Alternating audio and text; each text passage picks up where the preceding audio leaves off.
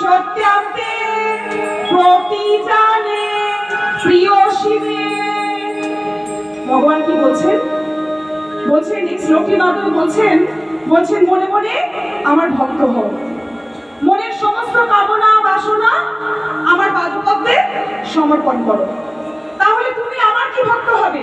আমি তোমার ভক্ত হব। তুমি আমাকে কি ডাকবে? আমি তোমাকে ডাকবো। তাই তাই তুমি একবার হা কৃষ্ণ, হা গৌর, হা গোবিন্দ বলে, হা রাধা বলে আমাকে তুমি একবার ভক্তি সহকারে আমাকে স্মরণ করো। তবেই দেখো আমি তোমাকে আমার ধামে নিয়ে যাব। আমার ধামে কি না? আমার ধামে গেলে সমস্ত আলোকের থেকেও অনেক বেশি বেশি সেখানে চন্দ্র সূর্যের রশ্মির ছটা বিচ্ছুরিত হয়। না তৎ ভাসায়তে সূর্য, না শশাঙ্ক, না পাবকঃ, ইয়দ্গত্বা না নিবর্তন্তে তদ্ধাম পরমং মম। ভগবান কি বলছেন মা? আমার দীপধাম এই চন্দ্র সূর্য লক্ষ লক্ষ সূর্যের আলো থেকেও আলোকিত। তাই আমার ধামে কোনো আলোর প্রয়োজন হয় না। আমার ধামে আমি যাকে নিয়ে যাই সে সুন্দরভাবে কোটি কোটি সূর্যের ন্যায় সে আলোকিত হয়ে আমার ধামে আমি তাকে চিরকালের মতো রেখে দিই। ওমা, একজন শুদ্ধ সাত্বিক কৃষ্ণ ভক্ত লক্ষ লক্ষ সূর্যের সমান মা। তাই সাত্বিক ভাবে আমরা যদি কৃষ্ণ ভক্তি করতে পারি তাহলে অন্তিমকালে আমাদের বৈকুণ্ঠ ধাম লাভ হবেই। তাই ভগবান কি বলছেন? ভগবান বলছেন ইয়াম ইয়াম মাপি স্মরণ ভাবন তেজত্যান্তে কলেবরম তম তমেবৈতি কৌন্তেয় সদা তদ্ভাব ভাবিতাম। বলছেন হে অর্জুন, হে কুন্তি পুত্র, কুন্তিত পিসি বলছেন যে তুমি ইয়াম ইয়াম মাপি স্মরণ ভাবন মানে যখন যখন স্মরণ করবে, কাকে স্মরণ করবে? আমাকে। সংসারে কাজকর্ম তো হবে না, কিন্তু মন থাকবে গোবিন্দ পাদপদ্মে।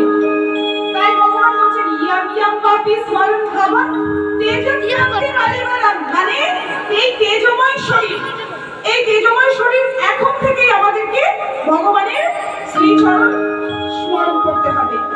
এখন থেকে স্মরণ করলে তাহলে অন্তিমকালে আমাদের চোখের সামনে শ্রী গোবিন্দ আসবেন। আর এখন থেকে যদি আমরা স্মরণ না করি তাহলে কি হবে? তাহলে আমাদের চোখের সামনে শ্রী গোবিন্দ, শ্রী নারায়ণ, শ্রী হরি আমাদের চোখের সামনে আসবেন না। তাই মা চিন্তনটা হচ্ছে প্রধান। আমরা যেমন চিন্তন করবো তেমন কিন্তু আমরা অন্তিমকালে আমরা সেই জনি প্রাপ্ত হব। ওমা, এই 84 লক্ষ জনি ভ্রমণ করে মা আমার দুর্লভ মানব শরীর।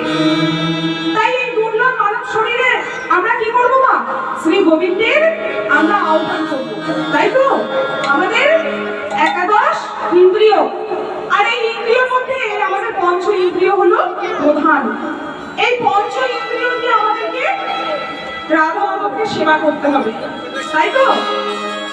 তাহলে আমার এই চক্ষু, পঞ্চ ইন্দ্রিয়ের মধ্যে চক্ষু, বর্ণ, নাসিকা, জিহ্বা আর এই যে ত্বক।